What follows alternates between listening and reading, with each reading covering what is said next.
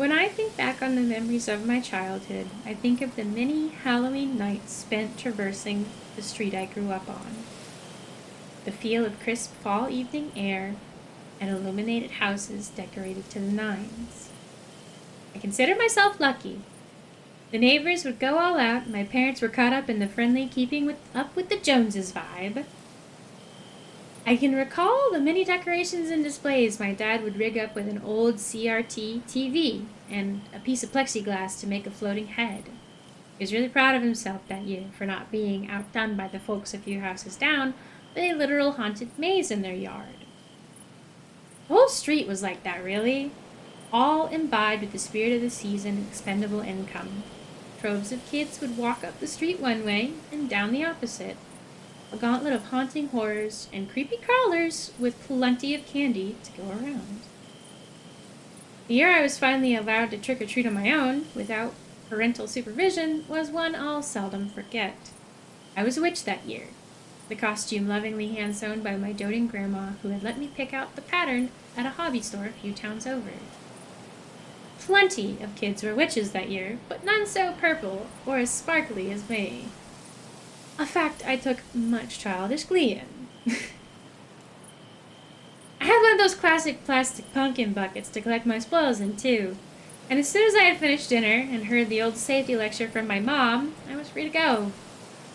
I wasted no time in barreling out onto the street into throngs of other kids approaching my house, having already started their trick-or-treating.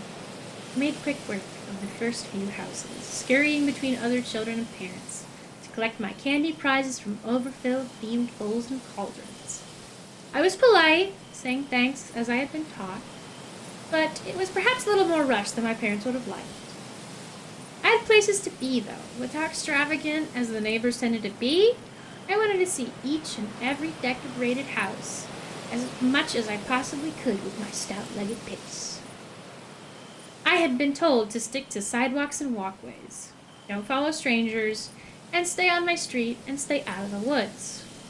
They were simple enough rules to follow for any kid on Halloween night, but I was excited, and it was my first trick-or-treating experience without a parent tailing after me. So, when I spotted a group of kids from my class at school sneaking around the back of an old house nobody had lived in for quite some time, I ultimately forgot those rules. The house at the end of the street hadn't been lived in since before I was born. It was old, falling apart, and a hangout for troublesome teens, according to my dad. It also sat on the edge of the woods. I could see the thick branches clawing up towards the sky, like a sea of black, prickly fingers trying to grab at the bright, shining moon. A chill ran down my spine, causing me to shiver. Though if it was from my own excitement or the chill in the air, I couldn't really tell. Without a second thought, I found myself straying from the sidewalk and into the overgrown yard of the old house, following the soft hum of chatter coming from my classmates. I slipped between a large gap in the weathered ash-gray picket fence boards, and found myself amongst my peers, all gathered around listening to my school's notorious troublemaker, Dalton. He was dressed like the devil, as often depicted in Bible school, which I found fitting given he was the meanest boy in my entire grade. A fact he was openly quite proud of. He had more trips to the principal's office than anyone I think I'd ever met. At recess, rumors would pass around that he'd been held back twice, which would explain why he would tower over other kids our grade and threaten us for their lunch money.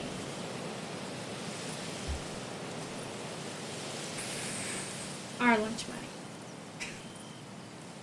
If I had been quicker, I could have slipped back through the gap in the fence, and I had been too late. But I had been too late. Dalton had spotted me. Suddenly my costume didn't make me feel so gleeful, as I had been easier to spot amongst the other kids that had gathered. I was suddenly pushed forward from behind, stumbling into the group over my own 2 feet. Behind me stood one of Dalton's cronies, a bigger boy whose name I can't really recall anymore. But I most certainly remember Dalton. I found myself encircled, passive indifference on the face of my classmates. I didn't have many friends at that age. I guess I've always been a bit of an oddball, so it made sense. I searched around, hoping I'd maybe spot at least someone in the group willing to stick up for me, but found none. So I resigned myself to whatever game it was they were playing, even if it didn't look fun in the least. Dalton pointed towards the woods. A cruel smile showing candy green teeth leered down at me. "There's a monster in the woods," he said. I don't think it would have taken a genius to figure out what the taller boy had been getting at, but I was beginning to feel scared, a slight wobble in my knees and a soft tremor in my voice, as I asked, "What's that got to do with me?" "Ain't it obvious?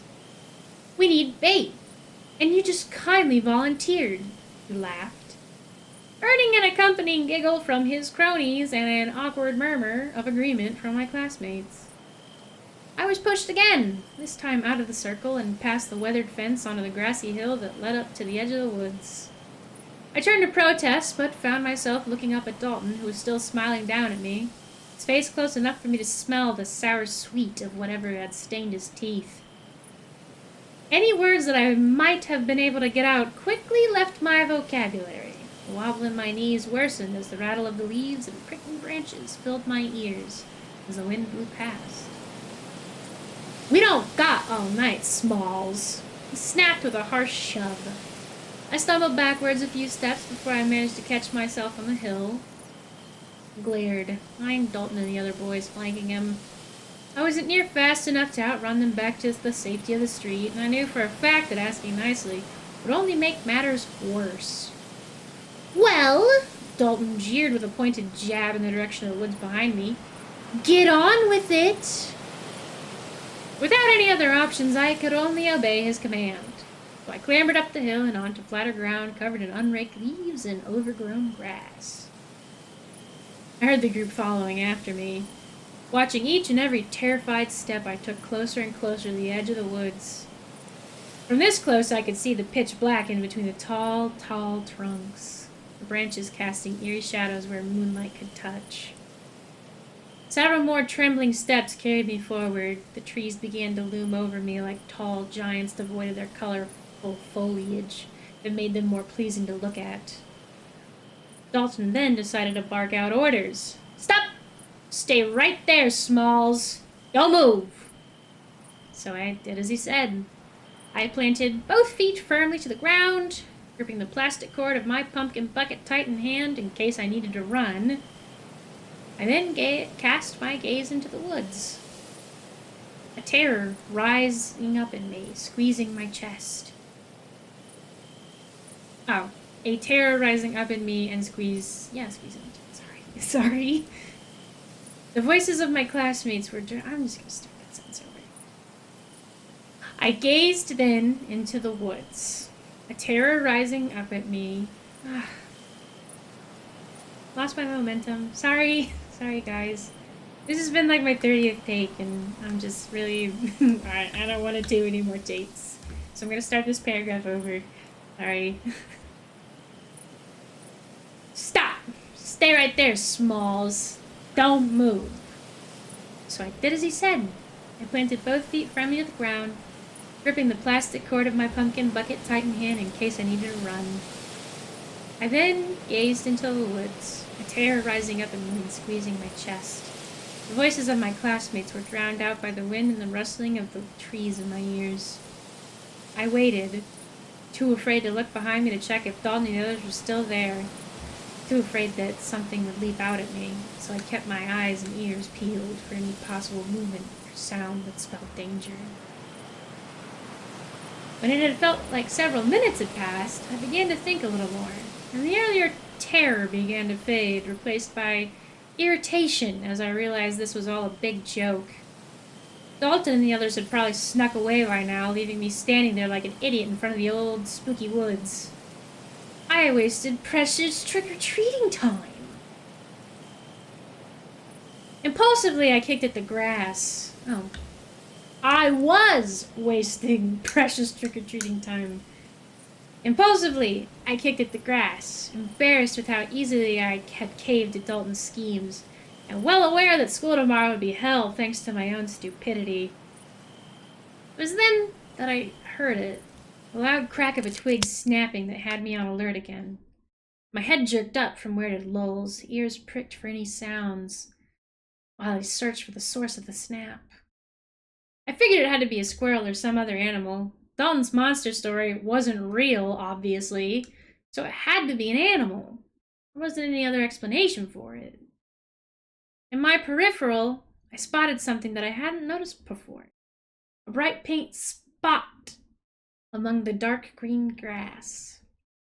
It was a piece of candy that must have fallen out of my bucket somehow. Though I wasn't really sure how that was possible, as I hadn't gathered nearly enough candy for it to spill over yet. I bent forward to pick it up without thinking much of it when I froze.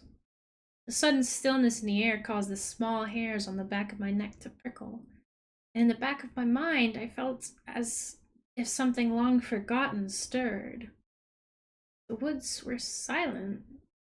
No wind or rustling leaves, no creaking branches, only silence. The silence felt wrong. Very, very wrong. My hand that had remained stilled midair, just inches from the innocuous pink confection, was slowly pulled back to my person. The silence remained, waiting. My stomach was in knots, a cold sweat turned my hands clammy, and I straightened up slow as I could go, my gaze transfixed on the pink spot in the grass. The colors so out of place, yet appealing all the same. I waited in the silent stillness for reasons I didn't know why. Instincts, perhaps? I waited and waited until the silence was suddenly broken by the snap of another twig, and I made the mistake of looking for the source of the sound again. From the corner of my eye, as my head turned, as my head turned, in what felt like slow motion, something large and shapeless skittered between the trees. I would have screamed had my hands not clamped tight over my mouth, trapping it inside. I don't think I could ever comprehend what it was that I might have seen that night.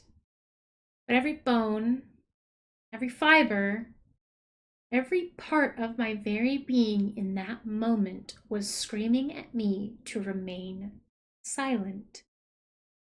Over the roar of blood in my ears, I strained to listen, waiting, afraid to even breathe. I stood frozen.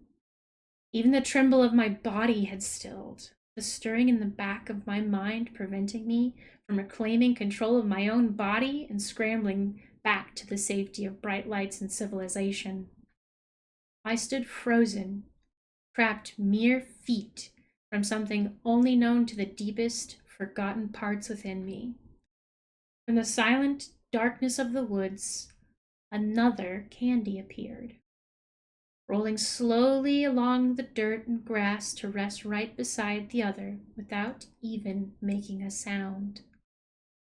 The silence was still waiting, and a new level of fear washed over me as it dawned what, or rather, who, it was waiting for. In an instant, my body and mind were in agreement. I ran, snapping from my statuesque state like a rubber band stretched too tight, my feet tearing at the ground, clumps of grass and dirt kicked up as I scrambled and stumbled over myself to get away. My legs carried me hard and fast away from the silence down the hill and back to the street. When I hit the concrete, I tripped, landing on my hands and knees. The pain shocked me out of my terrified stupor, and the rush of blood in my ears subsided. A few classmates, with guilt-ridden expressions, approached me and helped me back up onto my feet. My palms and knees were skinned, and I was barely holding back tears. I dropped my bucket and spilled most of my candy spoils all about the sidewalk in the front neighbor's yard. My bucket was returned, but missing most of the candy. Above the concerned questioning of my classmates, I could hear Dalton's jeers and teases. So now someone stepped in to scold him into stopping.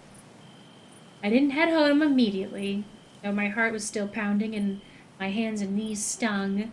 I stopped at a few houses to reclaim what I'd lost. My classmates had followed for a few of those houses to make sure I wouldn't tattle, some even bribing me with some of the nicer treats in their buckets before hurrying away. I returned home with a story about tripping on my shoelaces to explain the scrapes, which my mom tended to with fond exasperation. I was allowed to stay up late, eat candy before bed, and coerce my parents into letting me sleep with my radio on. As the light was turned off and the radio played the Ghostbusters theme song for the 100th time that day, I thought of the woods and the silence, content to experience neither ever again. The end. Thank you for listening. Sorry I tripped up there a couple of times. I guess I'm just really nervous. I wrote this based on the monthly art piece, which you guys just watched a speed paint of. And I don't know, I'm anxious to hear what people think, if they liked it, if it was bad. I just want to say happy Halloween, everybody. I hope you guys are having a great Hallows Eve and that you got to watch your favorite spooky movies or had something sweet to nibble on, or sour, whatever floats your boat. I thank you for attending the stream and participating in chat if you did, or if you just had this on as background noise. I hope the story kept you invested for the 15-ish minutes that I spent reading it. As I mentioned, this is like the 30th take, so what errors are present are there. We'll just say that's the human aspect, because, oh boy! I have so many embarrassing bloopers, and not very good. But I hope you guys had a really great Halloween. I look forward to the rest of this year. As I've stated multiple times, that I will be going on a hiatus, possibly indefinite. And I just want to say thank you guys for, sticking by me these past, 3 years. Almost 4? My streaming anniversary passed in September, and I didn't really celebrate it because I had so much stuff going on. And I can't promise any big celebrations towards the ends, but there are some things I'd like to do before I go on a big break, and who knows if when I'll come back or if I'll come back. But yeah, thank you guys so much for supporting me. I just appreciate all of you so very much. So I hope that your Halloween was fantastic and that, you have a great rest of the week, the year, the whatever we need to get through. I will see you Saturday. I do not know what we will be doing. We are out of spooky movies to watch, so maybe, I don't know, maybe we'll watch a Thanksgiving movie, or maybe I'll play some Baldur's Gate 3. We shall see. But anyway, I hope you guys have a wonderful rest of your Halloween. Stay away from spooky woods. Don't eat any strange candy. Just general safety. But happy Halloween, everybody! Good night! I would wave, but I have my hands in the sweater. I'll see you Saturday.